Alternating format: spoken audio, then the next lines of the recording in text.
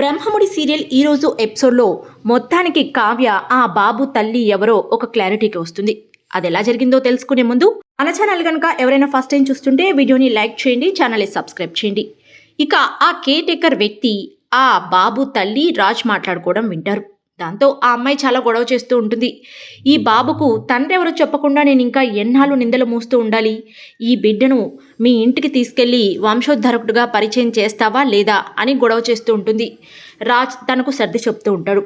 అది విని ఆ వ్యక్తి ఆ బిడ్డకు తండ్రి రాజ్ అని ఫిక్స్ అవుతాడు. ఇక ఆ అమ్మాయి ఎంత చెప్పినా వినదు. రాజ్ చాలా కన్విన్స్ చేస్తాడు. నేను ఏదో ఒక దారి వెతుకుతాను, నువ్వు అంతవరకు సైలెంట్గా ఉండు అని అంటే ఆ అమ్మాయి మర్యాదగా నన్ను నా బిడ్డను తీసుకెళ్ళి ఇంట్లో వాళ్ళకి అప్పచెప్పాలి, ఈ బిడ్డను వారసుడిగా పరిచయం చేయాలి అని అంటుంది. అంతా నువ్వు అనుకున్నట్టుగానే జరుగుతుంది, కానీ కొంచెం ఓపిక పట్టు. ఇప్పటికైతే ఈ బాబుని తీసుకెళ్ళి వారసుడిగా చేస్తాను, ఆ తర్వాత నిన్ను కూడా తీసుకెళ్తాను. ప్రస్తుతం నన్ను నమ్మటం తప్ప నీకు ఇంకో దారి లేదు అని అంటాడు. సరే, మాట మార్చినా ఆ బిడ్డకు ఎలాంటి హాని తలపెట్టినా నేను సాక్ష్యాధారాలు తీసుకొని మీడియా ముందుకు వెళ్తాను అని బ్లాక్మెయిల్ చేస్తుంది. ఇదంతా విన్న ఆ కేర్ టేకర్ వ్యక్తి ఆ బిడ్డ రాజు బిడ్డనని బ్లాక్మెయిల్ చేస్తూ అప్పుడప్పుడు డబ్బులు ఆగుతూ ఉంటాడు. ఇక ఆ మాటలన్నీ విన్న అప్పు కావ్యను, చూసావా మీ ఆయన శ్రీరామచంద్రుడు అంటూ ఉంటావు కదా, ఎంత మోసం చేశాడో, ఇంటికి వెళ్ళి కడిగి పారేయ్ అని అంటుంది. దాంతో కావ్య, లేదు, ఆయన కళ్ళలో ఒక నిజం చూశాను, ఇదంతా నిజం కాదు, ఏదో దాగి ఉంది, నేను అదేదో తెలుసుకుందాం. ఆ పెళ్లి రోజు ఆయన నాతో ఏదో చెప్పాలనుకున్నాడు, అది జరిగే ముందే ఇది జరిగిపోయింది.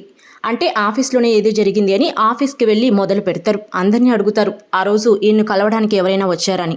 కానీ ఎవరూ ఏది చెప్పకపోయేసరికి సీసీ ఫుటేజ్ చెక్ చేస్తారు.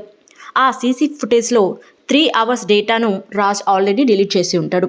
ఇక దాంతో అప్పు చెప్తుంది, నేను ఎలాగైనా దాన్ని రికవరీ చేస్తాను, నువ్వు ఇంటికి వెళ్ళావు అని చెప్పేసి కావ్యను ఇంటికి పంపిస్తుంది. ఇక ఇంట్లో రాహుల్ రుద్రాని మాట్లాడుతూ ఉంటారు. వాడు అసలు ఎందుకు పేపర్స్ తెచ్చాడు అని. ఇక అది సర్లే మమ్మీ, వాడు చాలా టార్చర్ చేస్తున్నాడు, ఆ ₹1 తీసుకెళ్ళి ఆ సేట్కి ఇచ్చేయాలి, లేదంటే ఇంటికి వచ్చి వాడు గందరగోళం చేస్తాడు, మన బండారం బయట పెడతాడు అని అంటే తను ఆ డబ్బు కోసం వెళ్తూ ఉంటుంది. ఈలోపు స్వప్న ఫోన్లో ఎవరితో మాట్లాడుతూ ఉంటుంది. తనకు కనీసం ₹1 కారు కావాలని, అంతా సింగిల్ పేమెంట్ చేస్తానని కావాలని తల్లి కొడుకులు వినాలని గట్టిగా చెప్తుంటుంది. అది విని ఇద్దరు షాక్ అవుతారు. ₹1 కారా, దీనికి అంత డబ్బు ఎక్కడిది అని వెళ్ళి లాకర్ ఓపెన్ చేసి చూస్తే దాంట్లో డబ్బులుండవు. ఇక గోవిందా అంటూ ఇద్దరు అక్కడికక్కడే కూలిపోతారు.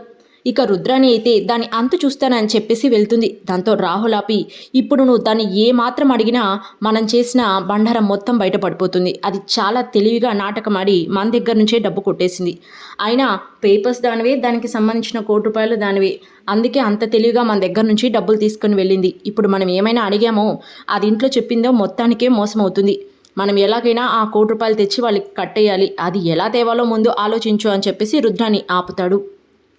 ఇక హాల్లో అందరూ భోంచేస్తూ ఉంటే రాజు వచ్చి కూర్చోగానే అపర్ణ అక్కడి నుంచి లేచి వెళ్ళిపోతుంది. దాంతో కావ్య చాలా గొడవ చేస్తుంది, ఎందుకు మీరు ఇలా చేస్తున్నారు అని. ఇక 2 రోజులు ఆగితే వాడు ఎలాగో వెళ్ళిపోతాడు, అప్పుడు ప్రశాంతంగా ఉంటాను, నేను వాడి మొహం చూస్తూ ఉండలేను అని అంటే కావ్య రాజ్కు సపోర్ట్ చేస్తూ ఉంటుంది. ఇక రేపటి ఎపిసోడ్లో అప్పుకు కాల్ చేసి పని అయిందని అడిగితే నీకు ఆల్రెడీ మెయిల్ పెట్టాను, చెక్ చేయి అని చెప్తుంది. ఇక కావ్య తన ల్యాప్టాప్లో జరిగిందంతా చూసి షాక్ అవుతుంది.